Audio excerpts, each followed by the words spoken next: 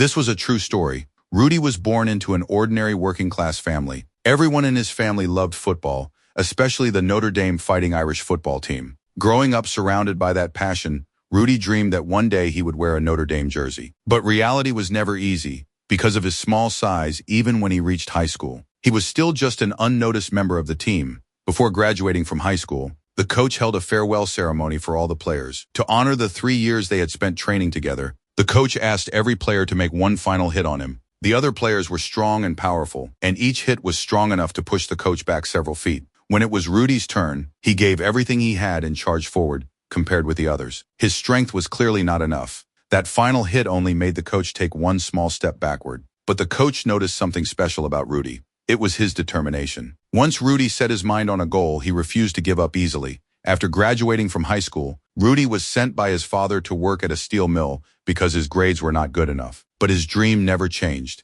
He still wanted to attend Notre Dame. On his 22nd birthday, Rudy received a Notre Dame jacket from his friend. His friend knew that this was something Rudy had always wanted. Although he could not directly help Rudy achieve his dream, he still wanted to give him some encouragement. At the same time, Rudy had already started preparing. He had saved $1,000, hoping to use it as tuition money for Notre Dame. But then, one accident changed his entire life. One morning, Rudy and his friend arrived at the steel mill for work. Suddenly, the boiler system malfunctioned. After his friend noticed the problem, he immediately rushed over to check it. Meanwhile, Rudy was responsible for inspecting the water pipes. But at that moment, the boiler suddenly exploded. The massive flames took his friend's life forever. At his friend's funeral, Rudy was devastated. The accident made him realize one thing. He could no longer keep waiting. So he left the steel mill and he headed to Notre Dame to chase the dream he had held on to for so many years. When Rudy arrived at Notre Dame, it was already late at night, but he discovered that the school gates had already been closed. With no other choice,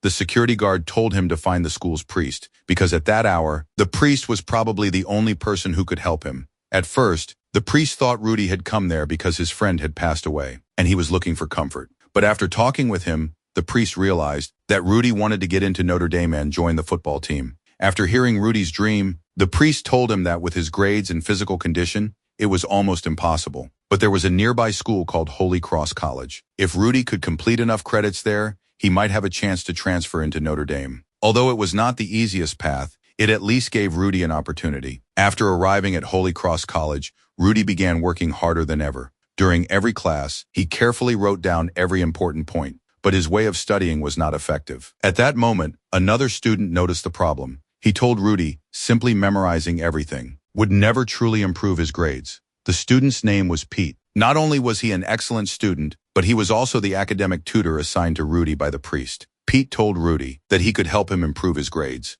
but Rudy would have to do something for him as well. It turned out that Pete had always wanted to meet girls. He noticed that Rudy was naturally good at communicating with people, so the two of them made a deal. Pete would help Rudy with his studies, and Rudy would help Pete find a girlfriend. And just like that, two people with completely different personalities became friends. In the days that followed, Pete helped Rudy improve his study methods, and Rudy kept helping Pete get closer to girls. Although they created plenty of funny situations along the way, the two of them slowly grew together while helping each other. At the same time, Rudy never forgot his dream. He often went near the Notre Dame football field, hoping he could do something for the team, but the coach never noticed him. Later, Rudy found the team's equipment manager. He asked if he could get a job, even if it was only cleaning the field or taking care of the locker rooms. He did not want any money. He only wanted to stay close to the team. After learning about Rudy's goal, the manager decided to give him a chance. And just like that, Rudy started working around the football field because all of his money had to be saved for tuition. Rudy did not have a permanent place to live. One day, he discovered that there was a bed inside the maintenance room. So at night, he secretly entered the room to sleep, but the manager eventually found out. The next day, Rudy discovered that there was an extra blanket on the bed, and beside it, there was also a key. From that day on, Rudy finally had a place where he could rest. With Pete's help, Rudy's grades slowly began to improve. At the same time, he continued searching for a chance to join the team. Although he failed again and again, he never stopped moving forward. 2 years passed quickly. Rudy finally submitted his application to Notre Dame. That letter would determine the direction of his future, but when he opened the envelope, the result was his application had been rejected. 2 years of hard work had not brought him the result he wanted. The day Rudy received the rejection letter happened to be Christmas Day. He returned home feeling defeated. He handed his transcript to his father. It showed 2 A's and 3 B's. For someone who once had terrible grades, it was already a huge improvement, but his father simply acknowledged his progress. Because in his father's eyes,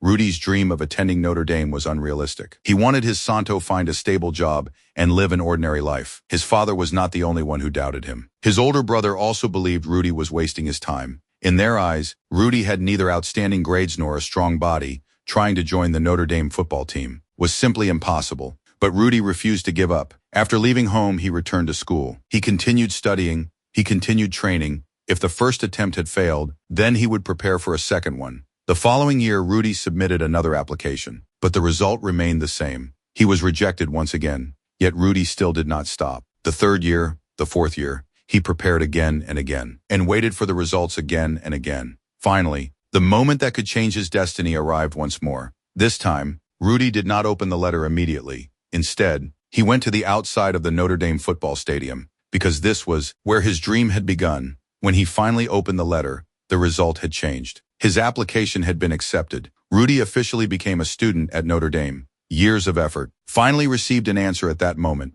He immediately rushed back to the steel mill. He wanted to share the news with his father. When his father saw the acceptance letter, he stood there in shock, because the child everyone once believed would never succeed had actually done it. But getting into Notre Dame was only the first step. Rudy's real goal was to join the Notre Dame football team. According to the rules, the team could only keep a limited number of players, and Rudy had to compete against 95 talented athletes. In the end, only 15 people would become practice squad players. Most of those competitors had years of football experience. Compared with them, Rudy had no advantage in height and no advantage in physical strength. The next challenge was a 5-day intense training camp. Only those who lasted until the end would have a chance to stay. When training began, Rudy worked harder than anyone else. Although his physical abilities were far behind the others, his effort and intensity were never weaker than any teammate. The coach noticed Rudy's performance. After training ended, the coach called him over privately. The coach told Rudy, "The real challenge is not working hard for one day. It's being able to maintain the same level. Every single day for the next 5 months."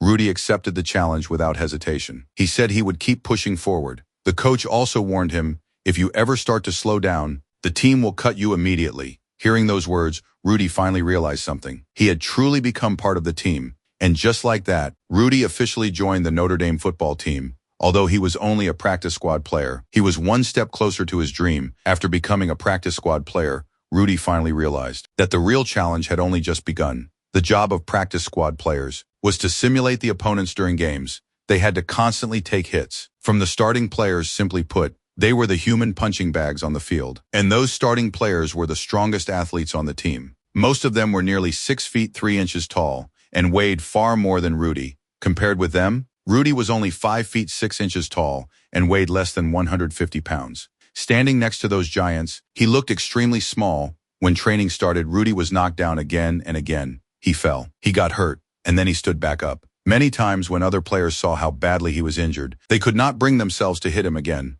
But Rudy refused their sympathy, because in his mind he had not come here to be treated differently. He had come here to prove himself. During the training that followed, Rudy faced intense physical contact every single day. The injuries on his body kept increasing, but he continued showing up. Yet even after giving everything he had, he was still only a practice squad player. When Rudy told his family about his role on the team, his older brother did not even believe him. To prove himself, Rudy went to the head coach. He asked for a chance to play in an actual game. Seeing how hard Rudy had worked during that time, the head coach agreed to his request. He believed Rudy had earned that opportunity. After receiving the news, Rudy immediately told his family he was finally one step closer to playing in a real game. But right at that moment, the team went through a major change. The head coach suddenly resigned, and the promise he had made lost its meaning. At the same time, the people around Rudy began moving on with their lives. Pete, the friend who had helped him with his studies, got accepted into another school. He also found his own path. Watching everyone around him move forward, Rudy was still waiting for his chance.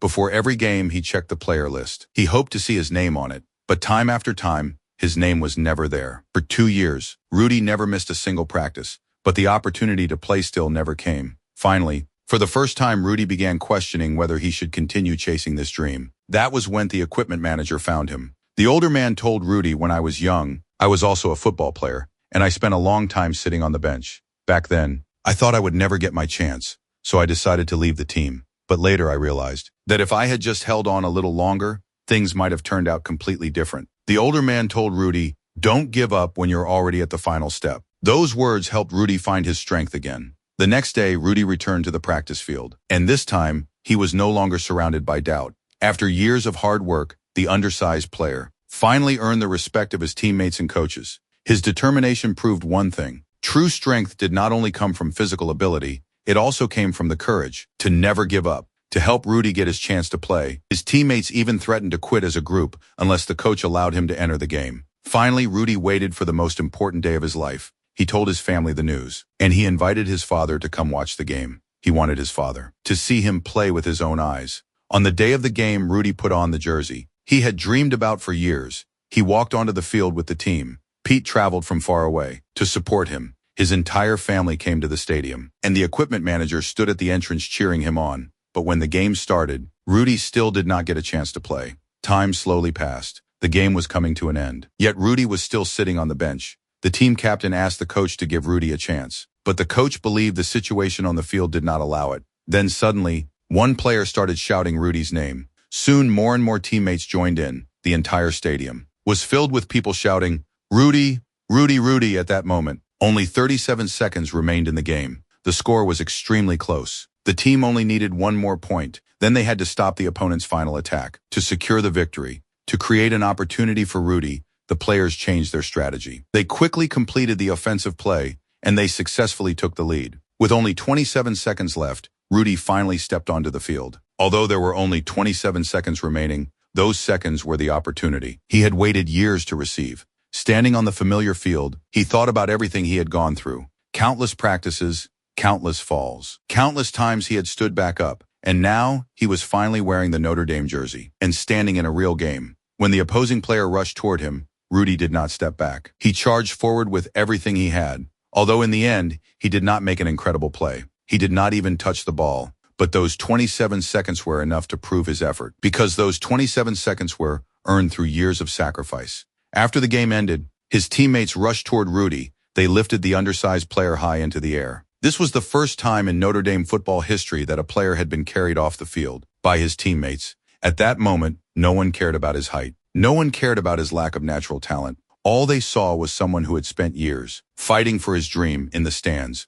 Rudy's father watched everything happen. The father who once failed to understand his son finally showed a proud smile. He finally realized that all those years of persistence had never been a waste of time. Rudy did not become the strongest player on the team, but he became one of the most respected players because his story showed everyone success did not always mean becoming the best. Sometimes, being able to step onto the stage you dreamed about was already a victory. Rudy did not have outstanding physical abilities. He was not tall, he was not strong, and he was not naturally gifted. But he used one moment of determination after another to make up for what he lacked. He spent years improving his grades, training harder, and waiting for his opportunity. In the end, he only received 27 seconds of playing time. But those 27 seconds became the most important moment of his life, because what truly mattered was not how long you stayed on the stage. What mattered was whether you had fought all the way for the goal you believed in. In real life, many people would face doubt. Someone would tell you, "You can't do it. You're not good enough. Your dream is too far away." But Rudy proved through his own journey what defined a person was never just talent. It was also the courage to keep going until the end. Not everyone would become a superstar, but everyone had the chance to create their own legend. Rudy's story was the story of an ordinary person challenging his fate. If you were also chasing a goal that seemed impossible, remember this: true failure was not failing to succeed. True failure was giving up before success arrived. May we all be like Rudy and continue fighting on our own life's playing field until one day we could create our own unforgettable 27 seconds of glory.